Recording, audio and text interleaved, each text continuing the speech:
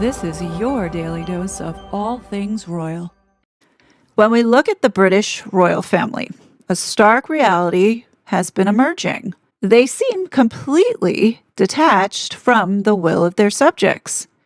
Instead of representing them, they have aligned themselves with globalist interests, championing a collectivist agenda that is carefully dressed up as democracy in their carefully curated and controlled PR propaganda.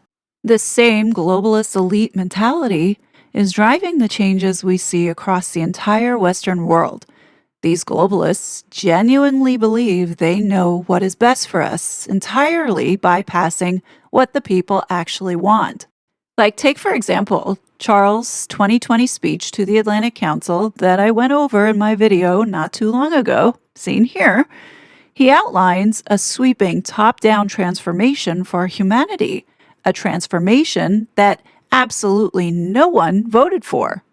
This perfectly captures the mindset of today's elites, the belief that they alone know how to organize and run society, and that the little people simply need to just fall in line with this plan. The root of this entire problem lies in the worldview of these globalist elites. At their core, their approach is deeply totalitarian. They are collectivists, and they believe fervently in the ultimate perfectibility of society from the top down. Contrast that with the simple view of human nature in understanding that we are flawed, we are imperfect human beings, and we can never force a heaven on earth. And you see, with that grounded awareness, it is the foundation or starting point for organizing and maintaining what we have as a free society. But you see, the left and the globalist elite who lead them remain stubbornly fixated on forcing this agenda upon the rest of us because they are all benefiting from the chaos and the suffering that they are currently inflicting. It's time we talk seriously about Charles's appearance at this Echo Mosque last week. Lauren the Insider deserves full credit for sparking this conversation because it raises massive red flags about the palace staff. Were they genuinely unaware that this mosque was heavily funded by Turkey and Qatar? Did anyone bother to look into Turkey's well-documented positions on the Muslim Brotherhood and Hamas before sending the king there? In Lauren's video, seen here, she hits the nail on the head. Whenever the royals, especially the monarch, make a public appearance, they aren't just visiting. They're giving that institution or cause their ultimate seal of approval. Now, I explained why that would be. If you haven't watched this video that I did 2 weeks ago, I explained how the crown is the velvet glove over the iron fists of British statecraft. Now, in my opinion, I think this was my best video that I've ever done on this channel. So if you haven't seen it, I highly recommend you check it out because it does open your eyes to a lot of things that we haven't been talking about before that makes sense now once you understand the history behind the relationship with the royal family in the Middle East. It really does. It opens up a whole nother level here that now I can talk to you about other things that do now fill in gaps where we are like, why are they doing this? Why do they continue to keep ignoring what's going on here in the United Kingdom? As I explained in this video, you see, the late Queen Elizabeth, as well as the current monarch, King Charles, utilize their personal relationships as a strategic asset, acting as the ultimate diplomatic shield for these kinds of regimes. So, take, for example, a state visit with the king is literally the highest currency the British state could offer an autocrat, guaranteeing their loyalty to British interests. This is what we are witnessing going on. So when you wonder why is the royal family turning a blind eye to all of the things happening in the UK right now, you have to understand their interest is not about the people. It's always been about money, power, and influence. If you really want to understand how we got here, especially with Harry and Meghan, I highly recommend you check this video out because now we're going to go ahead and build upon that and talk about Charles's visit to this Echo Mosque last week. Now, when we look at the royal family, especially Charles, their so-called charity work has never been pure philanthropy. It's always been a soft power pipeline. Like, take, for example, when Charles was Prince of Wales, he personally accepted 3 million euros in cash from the former Prime Minister of Qatar. It wasn't a check, this was like hard cash. That money went straight into his charitable global network. And the palace did shrug and say that the paperwork was all fine. Okay. You see, that money gets pumped into a whole network where on the surface, it's being told to the world, PR, marketing, all of it, saying that it's going to help this one and that one. As we are learning with all of these NGOs, we're not really sure how the money is being circulated. Which leads me to talking about this document again, released by the State Department, because it truly is all connected. After going down the Doria Raglan rabbit hole, I came back to this document and had some time to process it over the last couple days. So according to this government report, ever since Fidel Castro seized power in 1959, Cuba has acted as the main headquarters for a unique brand of communism built around hating America and taking down the West.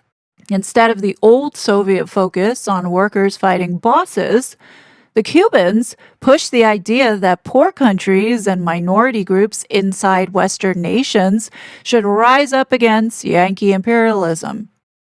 So for decades, this island trained and armed rebel fighters across Latin America and Africa, helped radical groups plant bombs and stir violence inside the United States, ran one of the world's best spy services that fooled the CIA for years, sheltered American fugitives wanted for terrorism, and kept recruiting and guiding left-wing activists and organizations that still operate against America today. You are going to have empathy for those who don't see the world through the same lens that you do, because with as diverse and vibrant and open-minded as I know the teachings at Immaculate Heart are, I know you know that Black Lives Matter. Which include networks that mobilized against Trump, cheered the 2020 George Floyd riots, which Cuban state media celebrated as proof of American systemic racism, and continued pushing anti-ICE and anti-American causes right into the present. But I also know that there's a way for us to reframe this for you and to not see this as the end of something, but instead to see this as the beginning of you harnessing all of the work, all the values, all the skills that you have embodied over the last 4 years, and now you channel that. Now all of that work gets activated. Now you get to be part of rebuilding. And I know sometimes people say, how many times do we need to rebuild? Well, you know what? We are going to rebuild and rebuild and rebuild until it is rebuilt. Because when the foundation is broken, so are we. Allow me to go ahead and explain some of this. Look at this map. This is the architecture they don't want you to see laid out in one place. Cuba sits right in the middle as the regional relay and intelligence hub for Russia, Iran, China, Venezuela. They all feed into it. Before I get started in explaining this, I think it's important for everybody to understand that this is a documented global network designed to subvert the United States and the West. So for the ignorant out there that are saying, oh, here we go, TRG with another conspiracy theory, no, this is an operational reality explicitly outlined in the US government documents that you see in front of you, which include the 2026 US counterterrorism strategy, the Department of State report on Cuba and how it's the central hub for 21st century communism that has been infecting this country and the West. And then finally, last week's announcement from the U.S. Department of the Treasury, announcing that they have disrupted the Muslim Brotherhood and Hamas financial networks. And we'll get into that later on in this video. Now, within the United States counterterrorism strategy launched this year, right before the State Department report, it is very clear in stating President Trump knows that all modern jihadi groups from al-Qaeda to ISIS to Hamas can trace their roots back to one organization, the Muslim Brotherhood. The Muslim Brotherhood is the root of all modern Islamist terrorism predicated on recreating the Muslim caliphate and killing or enslaving non-Muslims. That is why he took the historic step of issuing an executive order that declared the original Egyptian Muslim Brotherhood chapter, along with the Jordanian and Lebanese chapters, as FTOs, soon to be followed by others. Given the Muslim Brotherhood's key role in promoting modern terrorism, we will continue to designate its branches across the Middle East and beyond as FTOs to crush the organizations everywhere it operates. Coming back to this video again, if you haven't seen it, I go through the origins of the Muslim Brotherhood and where it originated, which was Egypt. And who helped get it off the ground? Well, it was the British Empire. Is this starting to make sense now? So before we get into this network of subversion and how the royal family is connected to it, it's important to understand the press release issued by the US Department of Treasury last week, where on July 23rd, 2026, in quotes, it says, "The Trump administration will relentlessly pursue terrorists and those who finance them," said Secretary of the Treasury Scott Bessent, "whether operating under the guise of charities, businesses, or underground financial networks, those who enable Hamas will be exposed, sanctioned, and held accountable." Today's action further exposes a multi-layered typology in which Muslim Brotherhood affiliates and Hamas-directed front organizations operate transnational funding channels using charitable facades and underground banking networks to move and disguise funds across jurisdictions. Okay, keep this in the back of your head when we talk about this Echo Mosque that Charles had recently visited, as well as his ongoing relationships with certain organizations like Nectar Trusts and the Qataris. So now that you understand where I'm compiling this information and presenting it to you, you can go ahead and verify it yourself if you don't believe what I'm telling you. But now we're going to go ahead and trace what is known as the Red-Green Alliance, which is a continuous subversive circuit connecting Marxist ideology, the thing that Meghan has been pushing, international terrorism, which is the thing that Harry and Meghan have been funding with the Antifa-tied Sussex Squad, and the shadow finance, which is what we still need to uncover to see if it all ties back to the crown. So let's begin. Everything starts in Havana, according to the State Department's report. Cuba sits at the center as the ideological capital of the 21st century communism. Since 1959, the regime has waged a sustained campaign of subversion against the United States. So what we have here is Cuba exporting a specific race and civilizational grievance form of Marxism called Third Worldism, designed to turn the United States against itself. What do you think Harry and Meghan were doing with the youth in 2020 with the Black Lives Matter movement? Why do you think Meghan made everything about race? Anyhow, Cuba doesn't operate in a vacuum. It maintains deep, continuous ties to the Iranian axis of resistance. This is where the red, Marxists, meets the green, Islamist alliance. So just so you know, Cuban intelligence has a long history of training Palestinian guerrillas and hosting offices for the PLO and the Popular Front for the Liberation of Palestine, otherwise known as the PFLP. The modern link here, though, in 2022, Cuba's premier influence group, otherwise known as the ICAP, formalized a partnership with Al-Tajamu, an Iranian umbrella coalition headquartered in Lebanon that includes Hamas, Hezbollah, and Palestinian Islamic Jihad. This officially bridged the gap between Western radical leftism and violent Islamist extremism. So obviously, there needs to be money to run this thing, so how does the global network move its money?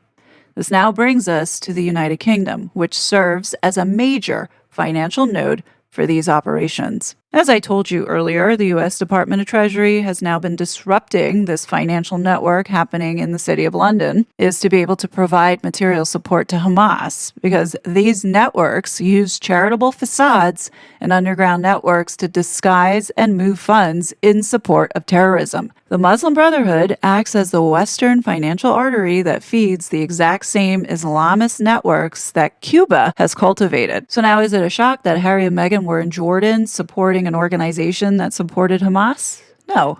So when you put this all together, all of these pathways, from Cuban ideological training to Middle Eastern terror groups to UK financial pipelines, funnel into a single target, and that's the American homeland and Western stability. So right now, the US government is actively targeting this exact circuit and trying to tear it down. So as it says in the 2026 U.S. counterterrorism strategy, it explicitly addresses the threat of this red-green alliance, the new and deepening partnerships between the far left and these Islamists. So in order to dismantle all of this, the U.S. has designated key chapters of the Muslim Brotherhood as foreign terrorist organizations, otherwise known as FTOs, to strangle their commercial and logistical networks. The goal is to dismantle the financial infrastructure that sustains Hamas and the Muslim Brotherhood, crippling the ability to recruit and fund terror against the United States. And we're also seeing this now bleed over into Europe and the UK. This demonic system that we have been under is about death and destruction. We already know that these globalist elites believe that there are too many people on this planet. The more and more that I look into this, especially with what the Trump administration is doing now to get the United States back to the great country it once was, I maintain the position that I've had for the last 5 years, now going on 6. Megxit was really about Harry and Meghan coming over here to the United States to help subvert this country and the will of the American people to steal the 2020 election. They were part of the global effort to keep Donald Trump out of office in 2020. You all know this is not a conspiracy or some theory that I pulled out of thin air with no supporting evidence behind it. The conclusion that I've come to is based off of mountains of evidence that's sitting right in front of you. They played their part in interfering with our election. As many of you might remember or recall, as I've talked about this numerous times on this channel, the United States called this interference out, and Buckingham Palace did nothing. And I remember how all the fierce royal loyalists came to the defense of the Queen by saying, oh, Harry and Meghan no longer work for the institution. They can do whatever they want, especially because Meghan is American. Now it makes total sense as to why nothing was done. Nothing has been done to stop these two, despite the amount of damage and also money that they were given to go ahead and pull off this scam. So now let's go ahead and talk about the declassified documents from the White House about the election 2020 and the foreign interference. It says here, a range of other foreign actors have expressed preferences for the outcome of the election. We have reporting on a few that have either considered or taken steps to attempt to covertly influence U.S. voters, presidential candidates, or U.S. politics surrounding the election. For example, senior Turkish officials, including President Erdogan, believe that segments of the U.S. government have an entrenched anti-Turkey viewpoint and, as a result, have sought to covertly influence U.S. politicians and political candidates thinking on Turkey. Part of the reason why politicians as well as Americans had concerns was because the president of Turkey was supporting Venezuela at the time when the U.S. imposed sanctions. Also, the president of Turkey has an issue with Israel and is supportive of Hamas. Do you see Hamas as a terrorist organization? About 20 years ago, when I traveled to the United States, they asked me this question again, and I said this back then. I don't see Hamas as a terrorist organization. On the contrary, I see it as a resistance group. This is the same Turkey that's part of NATO and supports the Muslim Brotherhood. Here is the president of Turkey sitting there hosting Hamas leadership. Here he is again, kissing Hamas leader responsible for the October 7th attack back in 2024. So now fast forward, Trump is in office. And what's interesting is this comment he made when the president of Turkey visited the White House. Of Turkey. Unfairly, as it turns out. Rigged election, he knows about rigged elections better than anybody. But when I was in exile, we were still friends. That's always a good way to find out, test of friendship. But You see, what's interesting about that comment Trump makes is that the president of Turkey was very close to Nicolas Maduro in Venezuela. But ever since Nicolas Maduro was captured by the United States, not a word coming out of the president of Turkey's mouth supporting his dear and close friend who he pledged to stand by. So could the reason for this closeness with Maduro is the connection to Cuba? Let's go ahead and talk through this. In the State Department's own language, the post-Chavez period is called the Cubazuela era. Venezuela's government, military, and large parts of its civil society functioned as a Cuban client state. Cuban intelligence thoroughly penetrated the Maduro regime. This was not rhetorical solidarity, it was institutional control. Havana used Caracas as the modern focal point for anti-Americanism in the Americas. So now, as we look closer to Venezuela, this is where the Cuban operation gets some real teeth. Once that control was in place, Iran and its proxies walked straight through the door. IRGC officers operated under diplomatic cover inside Iran's embassy in Caracas, feeding intelligence and operational support directly to the Maduro regime. Hezbollah already had cells on the ground by 2003, and by 2019, thousands of suspected Hezbollah, Hamas, and other Iranian-backed militants had used Venezuela as a transit route into Bolivia, Nicaragua, and the wider region. So please understand, this is the same axis of resistance that Cuba formally joined to its own ICAP network in 2022.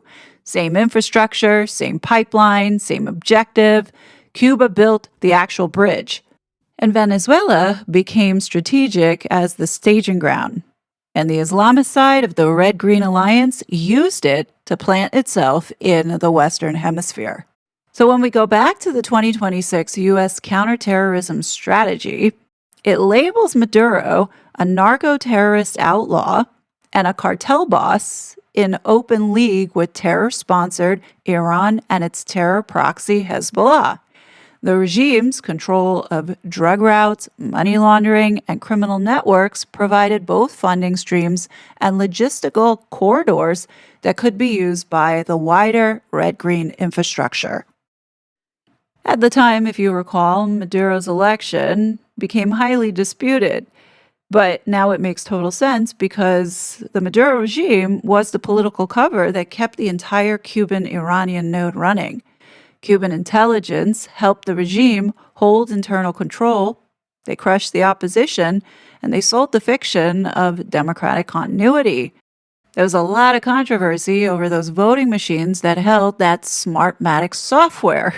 And what they've done with the narco-terrorist network, the well-funded Cuban alliance, by the way, all the software, the source code, came from Cuba. The greatest intelligence threat we have in the Western Hemisphere isn't Russia. It's Russia-embedded Cuban assets, because those are the ones that are working in Washington right now. So we're going to continue to pray. She's got to go. Her brother's got to go. They are running the narco-terrorist trend. They are the brains. This is like the Sopranos family. And Trump's working with them because he's smarter than most people. He needs the stability of continuity, working with the criminals. But his next step is going to be Maduro's going to have to sing. They have his wife up there. What they're hoping is to let his wife get free. Maduro might be willing to tell the truth about what happened. So think about this. As long as those elections kept Maduro in power, the Cubazuela apparatus stayed intact. The intelligence penetration, the Iranian proxies, the cartel networks, and the anti-American ideological projection all continued to operate. So understand, Operation Absolute Resolve ended that arrangement. Once Maduro was captured and brought to face American justice, this whole electoral facade collapsed with him. That particular node was cut. So let's get back to Charles now visiting this Echo Mosque. This was a mosque that first opened up back in December of 2019, with the president of Turkey being the one who opened it. A significant amount of money came from Turkey as well as Qatar to fund this Echo Mosque. Now, what I find really interesting here is that it's taken 6 years for Charles to finally go and visit this first ever eco-friendly mosque. So at this mosque, Charles goes ahead and unveils this plaque. It says here, this plaque was unveiled by His Majesty King Charles III on the 20th of July, 2026, to mark the 75th anniversary of the granting of city status to Cambridge by King George VI. So when I saw this, I was a little confused here, trying to figure out what does this plaque have to do with this mosque and Islam. After doing some digging, it was reported by a Turkish media outlet that the king's team approached the mosque wanting a visit, and that Charles personally asked for the commemorative plaque to be unveiled there rather than at the municipality town hall setting. The framing treated the mosque as one of the city's important contemporary symbols. So given that it was the palace that reached out to this Echo Mosque to get this on the calendar, there has to be a strategic reason here. And I think it had a lot to do with the successful meeting Trump had with Turkey 2 weeks prior at the NATO summit. Literally, Turkey rolled out the red carpet just for Donald Trump. And what Trump has been doing now with rebuilding the American economic system away from the old system that was caught up in this death and destruction, you see this willingness from Turkey to cooperate. It's been a great ally for us. Turkey could have gone on the side. They know Iran very well, and they know the problems with Iran. But they've been very instrumental, along with a couple of other countries, of helping. They could have gotten into, here's some people about their relationship with Israel. They could have gotten into the fight. They're a very powerful military nation. They didn't do that. Then there was this just yesterday. Is sending F-35s to Turkey. Are you going to tell them? Look, Turkey's been a great ally for me. I think he's done a very good job. Did a good job with Syria. He's a friend of mine, and nobody tells me what we should be selling and not. Turkey has been a tremendous ally for me. It was up to Turkey. Turkey's not a big fan of Israel. You know that, right? And not a big fan of Bibi.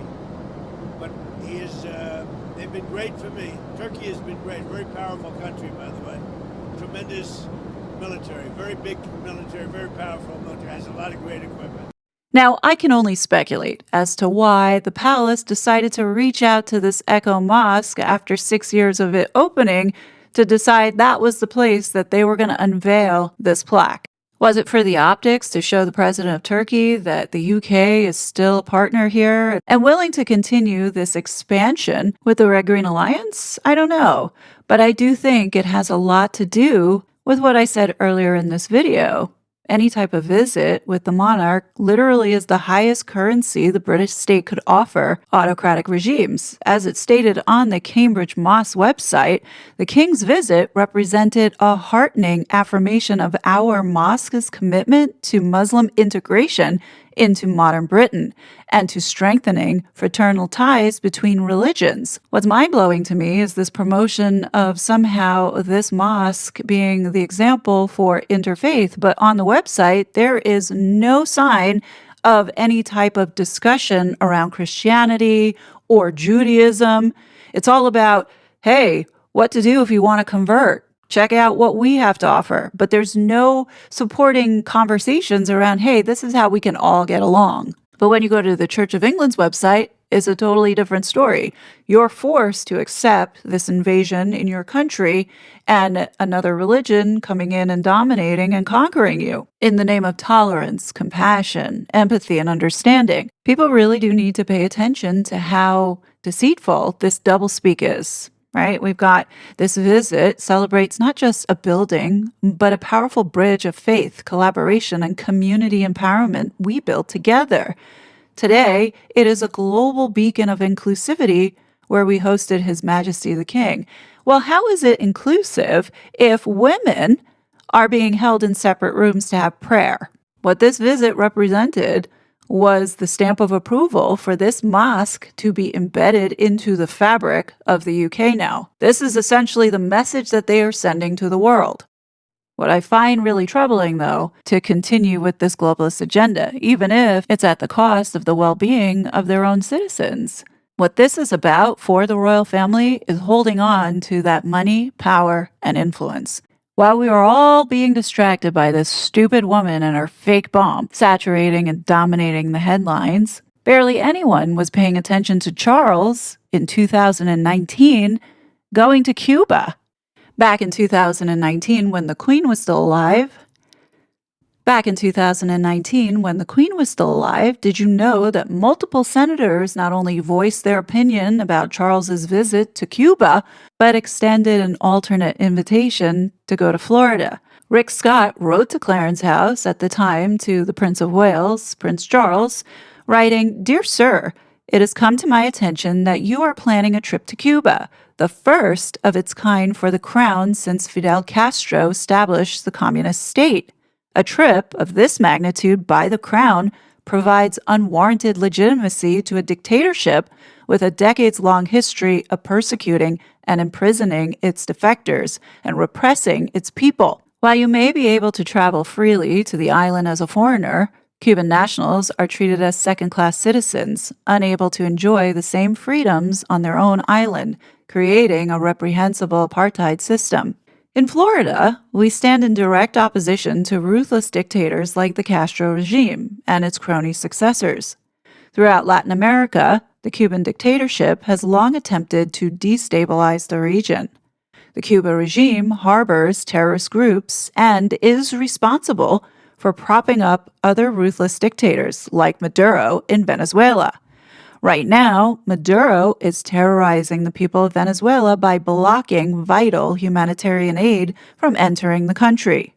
This horrendous act of terror is orchestrated and supported by the Cuban dictatorship. I urge you to reconsider this trip for another alternative. I invite you to visit Florida to learn firsthand about the past 6 decades of atrocities, oppression, and misery inflicted on the Cuban people by the regime. In Florida, you will be met by a vibrant Cuban population dedicated to putting an end to the decades of torture, repression, incarceration, and death the people of Cuba have endured. By visiting Florida, you have the opportunity to stand with the people of Cuba and fight for a new era of freedom and opportunity. Conversely, a visit to Cuba signals your support for a ruthless dictatorship that has denied Cubans their basic rights for far too long. As heir to the throne, your visit to Cuba or Florida will send a clear message. Spending time with Floridians from Cuba will help you see why a new era of freedom and opportunity for Cuba is so vital. For the sake of standing up for democracy and freedom, I hope you will accept my offer and reconsider a visit to Cuba. Sincerely, Rick Scott. As you can see, the UK government and the monarchy gave fuck all about democracy, and this was when the Queen was alive. Rick Scott writes, deeply disappointed in the decision by Prince Charles to visit Cuba.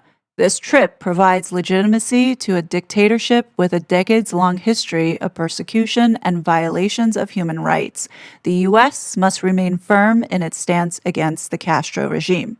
This also sent former Senator Marco Rubio into a tailspin, where he writes, while the heir to the English throne, Prince Charles, was attending a ceremony in Havana with an image of a ruthless executioner, Che Guevara, behind him, brave women dissidents were being rounded up and detained by secret police in Cuba. But Rubio didn't stop there. In his archived X account, Senator Marco Rubio wrote, happy to see columnists in the U.S. shine light on the monumental mistake made by Prince Charles as he met with puppet leader Diaz-Canel and Ramiro Valdez, well known for orchestrating Venezuela's disaster. We must not forget Cuba is actively supporting Maduro and his thugs. When you look at the timing that the UK government decided to send Charles and Camilla to go to Cuba, it now all starts to make sense. They were all getting ready and geared up for the 2020 election. Not only did the senators' voices fall on deaf ears with the UK government, Buckingham Palace, Prince Charles at the time, and even the Queen, let's not forget that the letter that went out about Harry and Meghan interfering with the 2020 election by using their titles also too was ignored. At what point do we stop saying that the Queen didn't know or Charles had no idea and that this was a complete surprise when Harry and Meghan decided to Megxit? Like, at what point are we going to finally use our common sense and say there's absolutely no way that they didn't know what Harry and Meghan were coming over here to do? Given what we know today about the royals and how they use PR and media, everything is controlled and strategically planned. You know, they don't just put stuff out there unless there is intent or purpose behind it. Looking back now at this, at the 2019 Christmas card where Camilla and Charles chose to use a photo from their trip to Cuba, knowing what we know about Cuba now and how involved they are with these so-called networks, I think this was a big fuck you to the United States and getting ready for what was to come in 2020. All of these globalists were adamant about ensuring that Donald Trump did not get back into office because they were fearing what he is doing now, which is dismantling this whole system of death and destruction. You know, we really need to stop with the excuses of how the royal family stays above politics and they're not political. Well, look at this photo here of Charles standing in front of Che Guevara. Like, how can you say that this man is not political? Look at what's going on in the world today. A lot of what's happening is because of these elites and because of the influence that this man, King Charles, has had over decades. I never thought I would get to a point where I would say, yeah, I don't think these people are good people. I really don't anymore. The whole institution and what they represent is a facade. This is a globalist entity that's driving an agenda and using soft power influence to influence the rest of the world. Yeah, it's really sad to say, but it truly is deceitful and manipulative, especially how they weaponize the media against the public. That's what they did here. And to a certain extent, the institution was involved. You just have to look at the people that surrounded Harry and Meghan even after they left the institution, like James Holt. Now, when we look at Jason Kanoff, do we really believe the role that he played? Was he playing the good guy and reporting that Meghan was bullying people, or was that another disinformation campaign? And now we're seeing all of these articles come out about William not having anything to do with his brother, or Catherine might want to get these two together to end the feud. And here we have the question of, will William and Harry call a truce? I mean, they're coming fast and furious, like I said they would. You know, it's getting really hard for me to think that William and Catherine are going to be different. I don't see them stepping up and doing what's right for the UK. I see them continuing on with this globalist bullshit. You know, it's being reported, especially in France, that these fires aren't because of climate change. They're because people are starting to light stuff on fire and causing it. Given that they're happening pretty much all at the same time, you have to wonder. And now you have the Prince and Princess of Wales issuing a statement to which they deliver the message about climate change in a subtle way. These events are a stark reminder of the challenges posed by increasingly extreme climate and the importance of protecting both people and nature. Now, I agree, these fires are devastating and they are tragic, but I do feel that this is a bit insincere because here you are pushing an agenda again. Like, if you care so much about protecting both nature and people, why didn't you speak up about the children that are being raped in your own country? Why are you not speaking up about protecting those children? So yeah, this post does feel empty because you can see that there's a clear agenda that they're driving here. In my next video, we're going to talk about the real modern weapon. And that's not the training camps anymore. It's the NGOs and all of these charities. This attack on the United States, you don't need to run a secret cell when all you can do is create a charity that gives you institutional cover, media access, and the ability to pressure governments while looking like you are the good guy.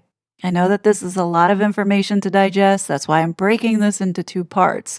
Tomorrow's video is going to hone in more on how these charities operate and why we are in the position that we are in today, and the bigger question of, are we able to turn this ship around, or are we too far gone? Now, I know many of you are saying, well, where are the arrests? I am with you in that boat, but I think we do have to recognize how massive this network is And when you really think about it, as much as we want all of these pedophiles and corrupted politicians to be locked up for life, these people that caused all of this chaos have to be handled delicately because, remember, they have power, money, and influence. You don't know the lengths that these globalist parasites will go to make it very painful for the rest of us if, let's say, one of them goes down. Actually, wait a minute. We do know the lengths that they would go to, such as unleashing a pandemic onto the world and killing millions.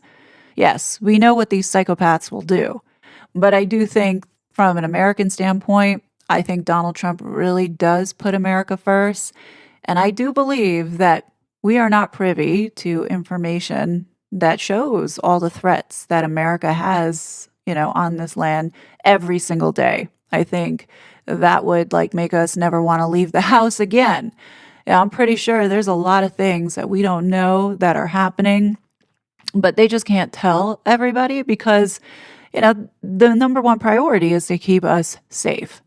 And while we may not be seeing those assholes getting thrown in jail and perp walked, just know that Trump is really trying to bring America back. He has a plan, and we just have to trust that he is going to do the best for America. That's all we can pray for. And right now, everything else we have to leave into God's hands because we really can't do anything more.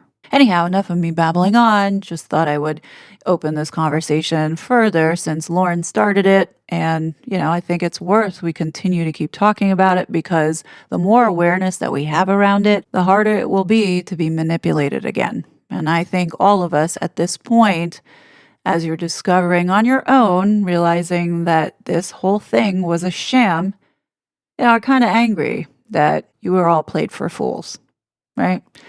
Anyhow, I'll leave you with that. I would love to know what you guys think. Definitely let me know your thoughts below. And please don't forget to hit the like button if you made it this far. You know that I do take a lot of time to research this and I need all the help that I can get. Anyhow, definitely let me know your thoughts below. As always, I will be back with more content. But until then, please be safe and I will talk to you soon. Bye. It was such a fraud.